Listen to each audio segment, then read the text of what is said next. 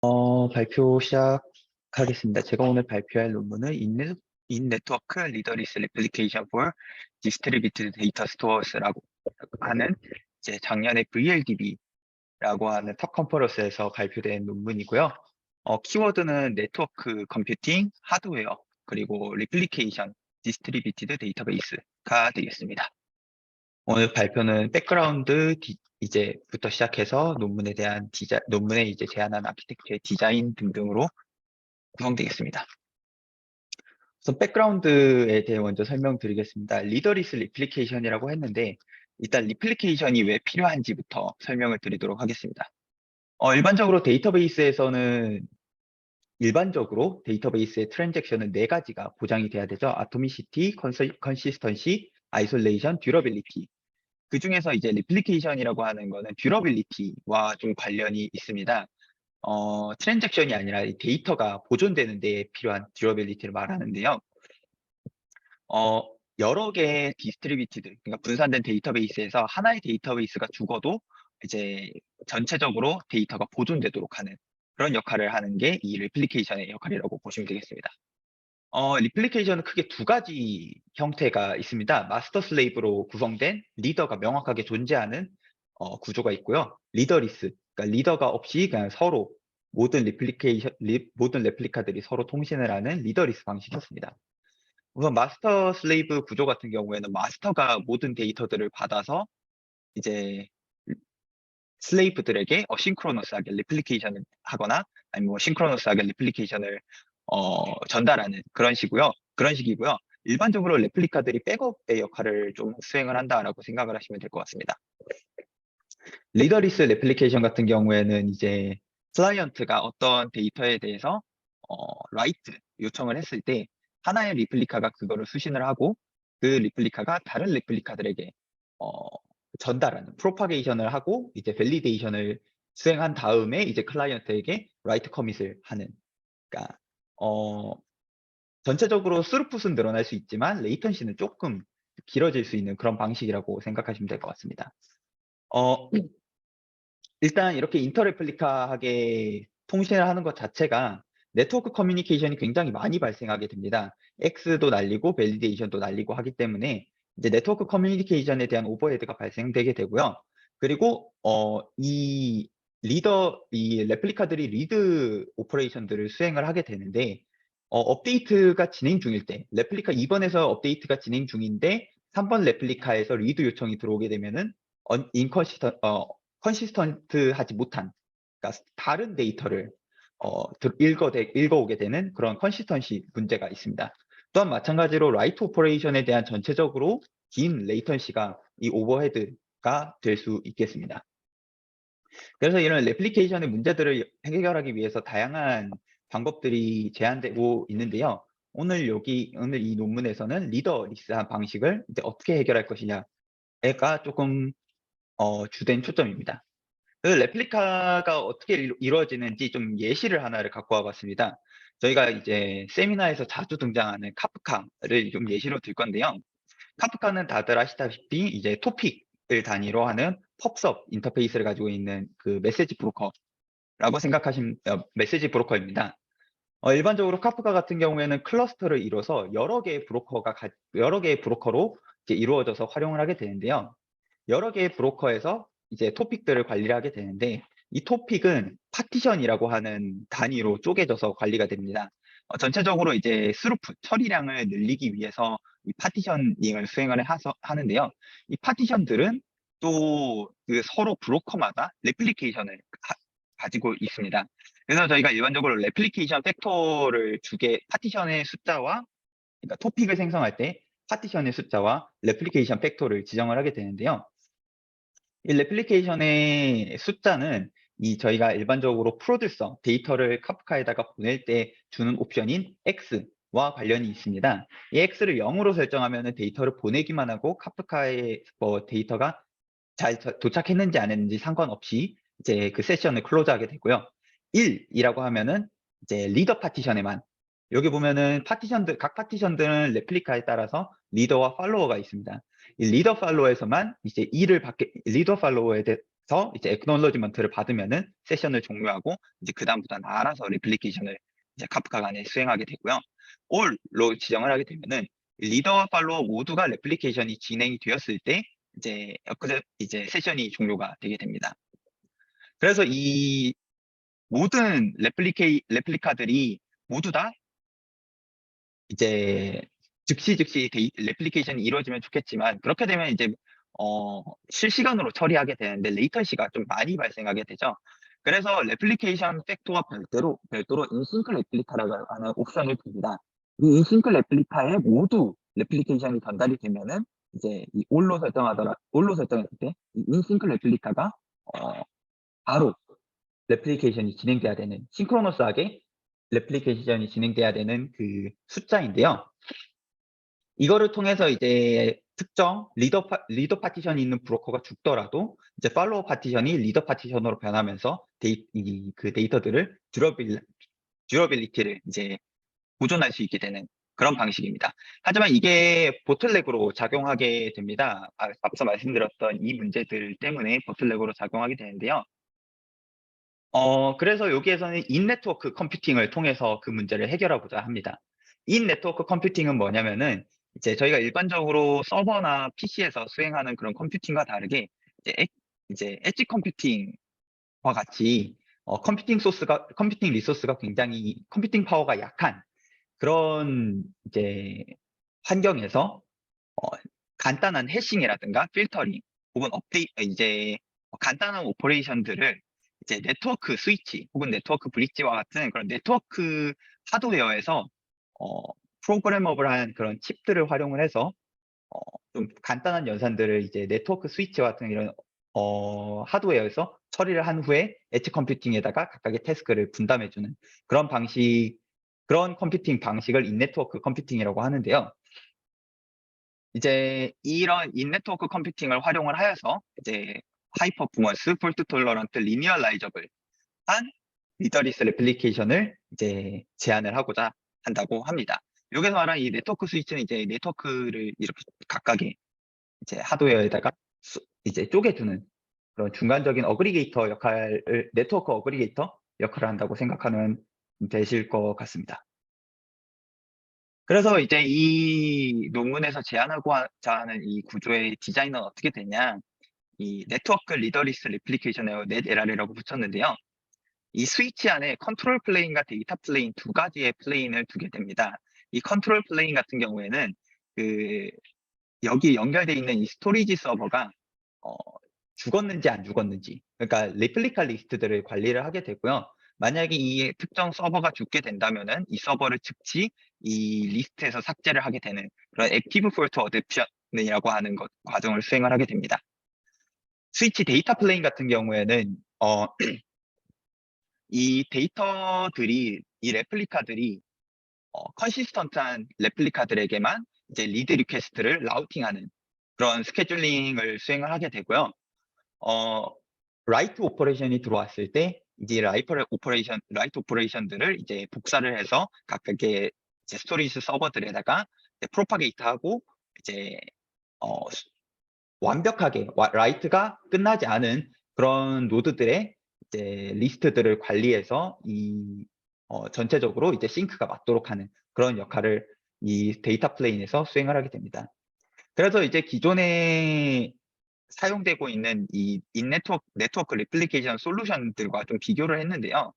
리더 일렉션이 필요한가 아닌가에서 이 CR과 이 하르모니아를 제외하고는 리더가 필요가 없고요.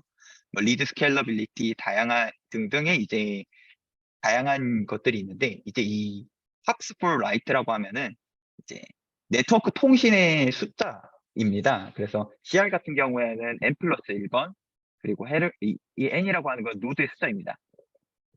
헤르메스는 4번, 하르모니아는 n 플러스 1번, 네트워크 대안하는 모델은 딱 2번만 필요하다고 하고요. 라이트 메시지는 이제 2번, 3n-1, 2번, 2번 뭐 이렇게 필요하다고 합니다. 그리고 이 제안하는 아키텍처에서는 인스위치 프로세싱을 진행을 하게 됩니다. 리퀘스트와 리플라이에 대해서 각각 다른 프로세싱을 진행하게 되는데요. 여기 있는 이 이제 리퀘스트 프로세싱에 대한 알고리즘이고 이게 리플라이 프로세싱에 대한 알고리즘입니다. 일반적으로 저희가 네트워크 패킷을 전송을 할 때 많은 데이터들이 담겨 있지만 이 구조 안에서는 이 오퍼레이션과 이 아이디 그리고 시퀀스 넘버라고 하는 이제 글로벌 넘버를 함께 이 패킷에 전달을 한다고 합니다. 그래서 이 리드 리퀘스트, 클라이언트로부터 들어오는 이 리드 리퀘스트 같은 경우에는 이제 여기에 보시면은 오퍼레이션이 리드다.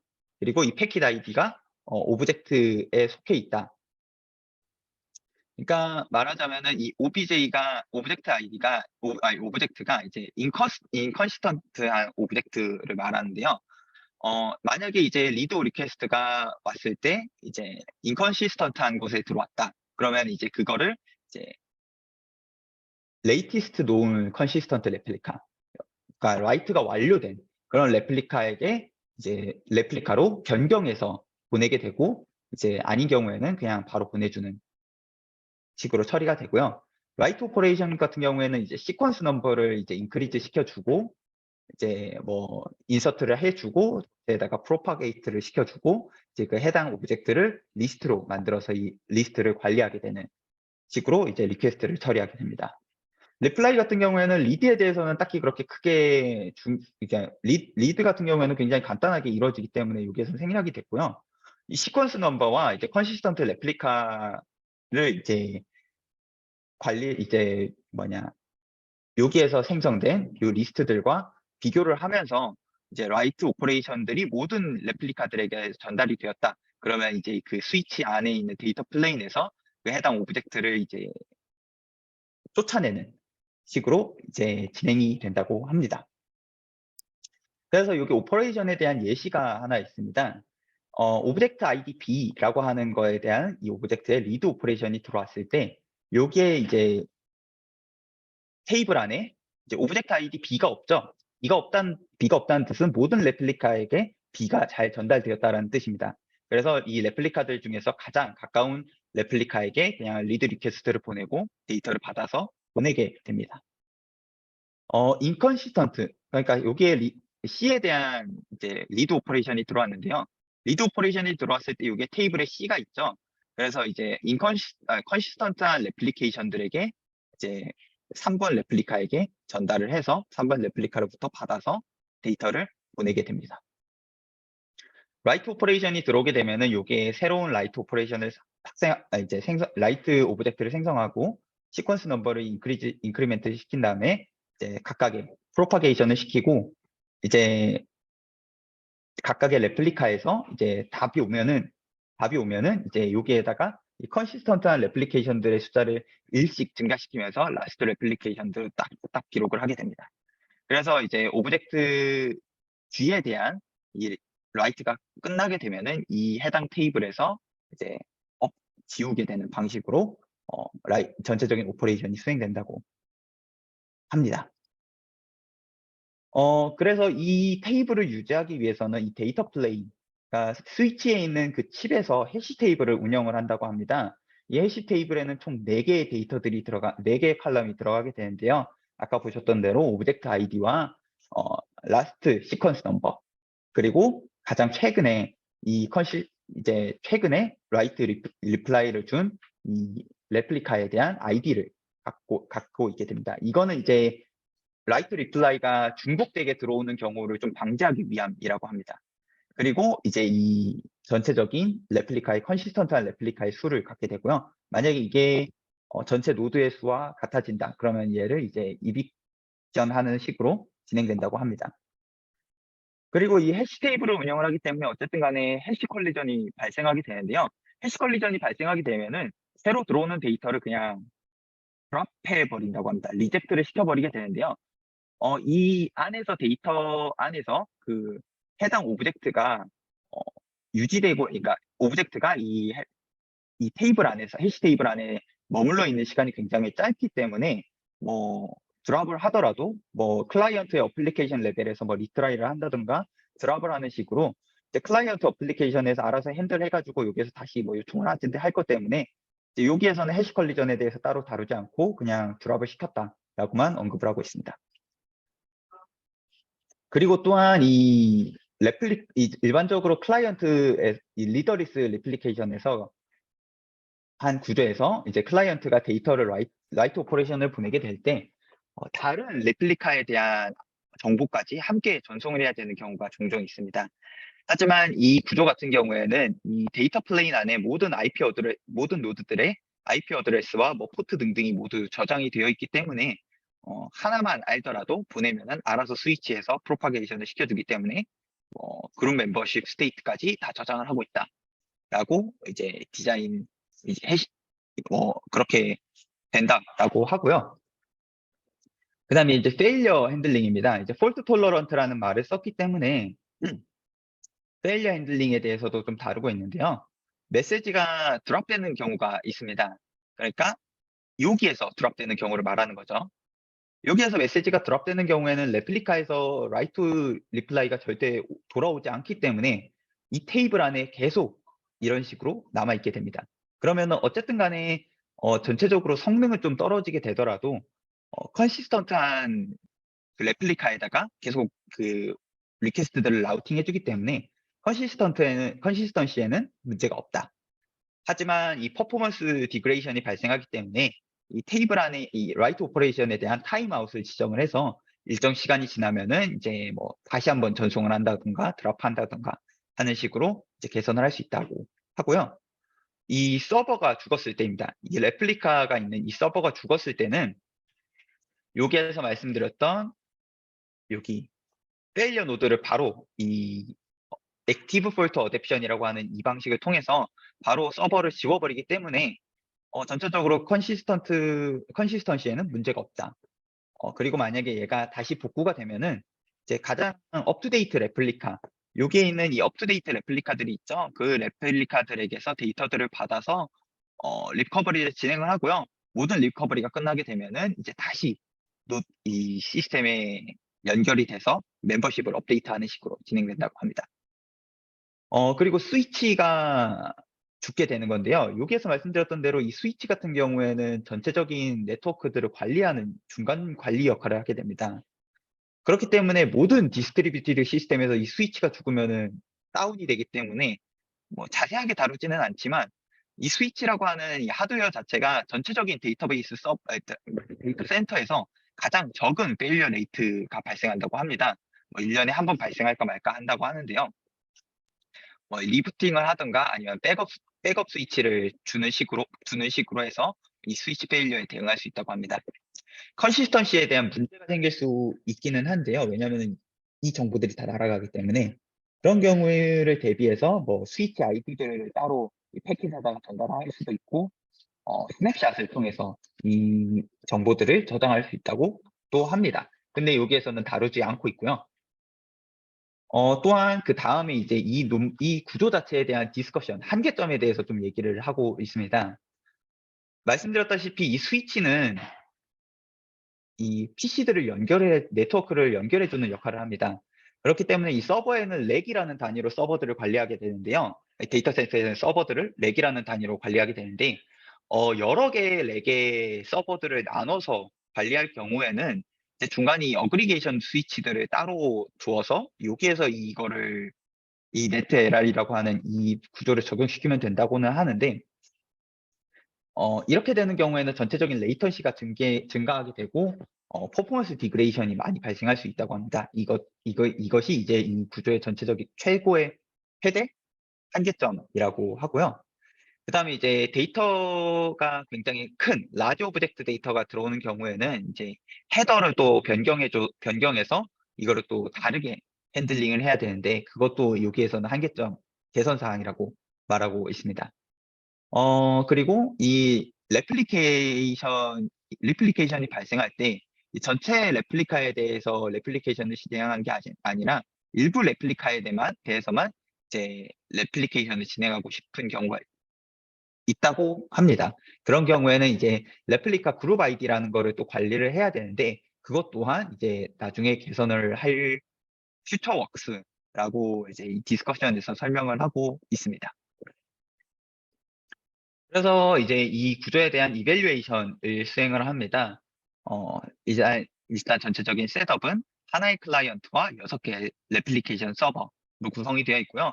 스위치는 이제 인텔 투피노 스위치라고 하는 거를 적용을 해서 이 ASIC라고 하는 게 이게 프로그래머블한 칩을 말한다고 합니다. 그래서 이거를 통해서 하드웨어 셋업을 구성을 하였고, 오른쪽이 이제 하드웨어에 대한 전체적인 스펙입니다. 워크로드 같은 경우에는 리드 헤비 워크로드를 기본적으로 사용을 했습니다. 95대 5의 리드 라이트 비율을 가지고 있고요. 총 100만 개의 오브젝트를 사용하였고 32비트의 ID와 128비트의 밸류를 사용을 해서 실험을 진행했다고 합니다. 사용한 이 서버와 클라이언트에서 전체적으로 구성할 때 사용한 거는 레디스인 걸로 추정이 되고요. 자세하게 언급을 안 하고 있어서 레디스 API와 파이썬을 통해서 이 전체적인 구조를 이제 구축을 하여서 실험을 했다고 합니다. 그러니까 비교군은 이제 CR 그리고 헤르메스, 하르모니아라고 하는 이 세 개의 기존 솔루션들인데요. CR이라고 하는 거는 리더베이스 프로토콜이고 솔루션이고요. 헤르메스는 이제 RDMA라고 하는 이제 좀 하드웨어에 스페시픽한 그런 리더리스 한 솔루션이고요. 하르모니아가 지금 현재 있는 인네트워크 솔루션 중에서는 소타라고 이제 이 논문에서 이야기를 하고 있습니다. 그래서 이 세 가지와 비교를 수행한다고 합니다. 첫 번째 실험 결과입니다. 레이턴시와 스루풋에 대한 결과인데요. 미디안 값과 99% 테일 값들을 비교를 했는데요. 이 그래프를 보셨을 때 오른쪽 아래에 갈수록 좋은 거라고 생각하시면 될 것 같습니다. 그래서 CR을 보면 전체적으로 처리량이 스루풋이 굉장히 떨어지게 되고요. 99% 테일도 마찬가지고요. 헤르메스는 조금 더 떨어지고 네트LR도 조금 떨어지게 되는데 이제 전체적인 레이턴시 같은 경우에는 이제 뭐 거의 다 비슷하게 나오기는 하지만 이제 네트LR이 제한하는 구조가 가장 레이턴시가 낮게 나온다라고 볼 수 있습니다. 다음은 이제 스케일러빌리티입니다. 레플리카의 개수, 연결된 서버들의 개수와 데이터셋의 사이즈에 대해서 비교를 하면서 실험을 했는데요. 레플리카의 수가 늘어나더라도 이 CR은 이제 리더 베이스드이기 때문에 이 스루풋이 싱글 노드에 이제 굉장히 바운드 되어 있는 것을 볼 수 있습니다. 전체적으로 이제 헤르메스와 네트LR도 우상향을 보이기는 하지만 이제 넷LR이 조금 더 좋은 스루풋을 보여줬고요. 데이터셋의 사이즈, 전체적으로 이제 데이터 오브젝트의 사이즈를 비교를 했을 때도 뭐 그렇게 크게 영향을 받지 않는다. 그렇고 이제 그냥 그렇게만 언급을 하고 있습니다. 근데 이제 경향이 일관적으로 CR, 헤르메스, 넷LR 순으로 좋은 거를 알 수가 있습니다. 이제 페일러가 발생했을 때 시나리오인데요. 이제 왼쪽 같은 경우에는 이제 파란색이 이제 폴트 어댑션이 없을 때 이제 계단식으로 떨어지는 이유가 서버 하나가 죽을 때마다 이제 리드 페일러의 비율이 이제 크게 증가하게 되는데요.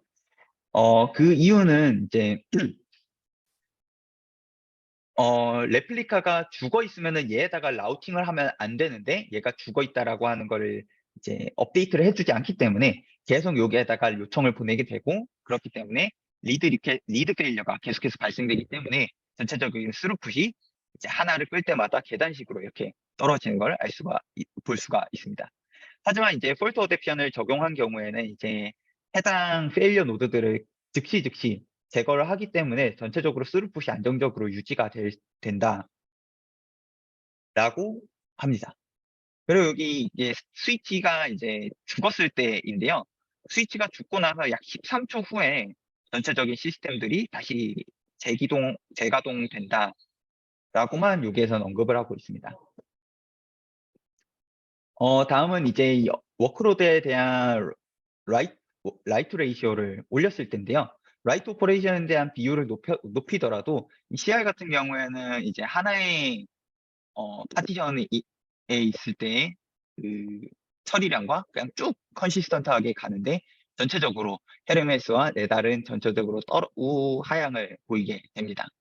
하지만 이 네달 같은 경우가 조금 덜 떨어지게 되고 이제 라이트 레이시오를 100% 하게 두었을 때도 뭐 CR과 거의 컴피티브한 성능을 보였다고 합니다. 그리고 또한 익스트림 워크로드에 대해서도 이제 실험을 진행을 했습니다. 리드 100%와 라이트 100%에 대한 이제 실험 결과인데요. 리드 오퍼레이션에 대한 경우에는 이제 헤르메스가 가장 높은 처리량을 보여주긴 했지만 전체적인 이제 스루풋도 그 레이턴시도 네데랄보다는 조금 더 안 좋은 영향을 보였다고 합니다. 라이트 온리 같은 경우에는 이제 CR이 가장 높은 처리량을 보이기는 했지만 레이턴시가 네데랄이 가장 조금 더 좋았기 때문에 뭐 컴피티티브하다라고 주장을 하고 있고요. 어센스 패턴에 대한 겁니다. 이 데이터 워크로드가 유니폼한지 아니면은 좀 스큐 되어 있는지에 대한 그 패턴인데요. 유니폼할 때는 유니폼할 때는 저희가 생각하다시피 뭐 CR 헤르메스 네다리 순으로 나오는데 이제 스큐된 경우에는 CR이 이제 헤르메스보다 좀 더 좋게 나왔습니다. 요거에 대한 분석은 따로 언급을 하지 않고 있고 그냥 네데랄은 이제 뭐 어세스 패턴과 관련 없이 좋은 성능을 보인다라고만 언급을 하고 있습니다. 그리고 앞서 말씀드렸던 여기에서 구성한 이 해시 테이블의 사이즈에 따른 성능의 변화입니다.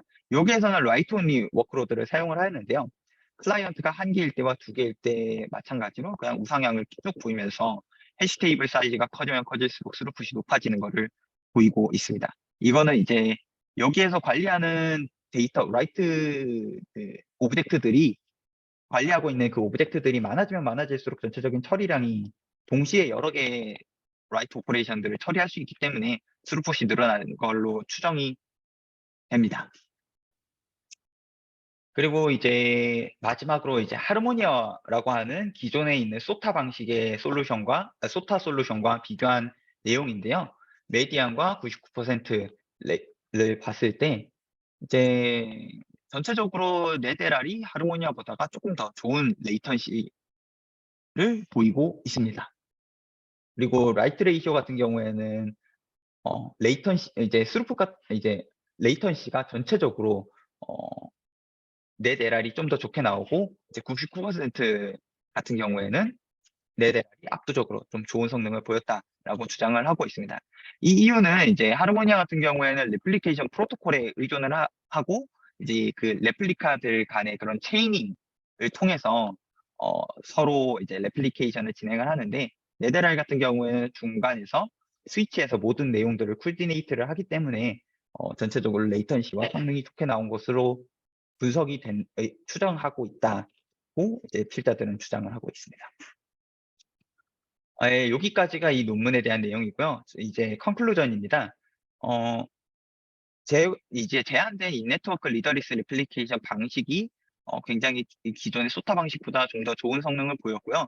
이러한 인네트워크 리더리스 레플리케이션들을 이제 엣지 컴퓨팅과 이 데이터베이스들에다가 디스트리뷰티드 데이터베이스들에다 적용을 한다고 하면은 좀 더 실용적인 결과를 가지고 올 수 있겠다라고 이제 합니다. 또한 이제 하이 퍼포먼스, 폴트 톨러런트, 그리고 리니얼라이저블한 그런 방식을 제안을 했다라고 이제 필자들은 주장을 합니다. 이 논문에서 볼만한 점은 이 실험들을 굉장히 인텐시브하게 다양하게 진행을 했다라고 하는 점이 굉장히 이 논문에서는 좋은 점인 것 같고요.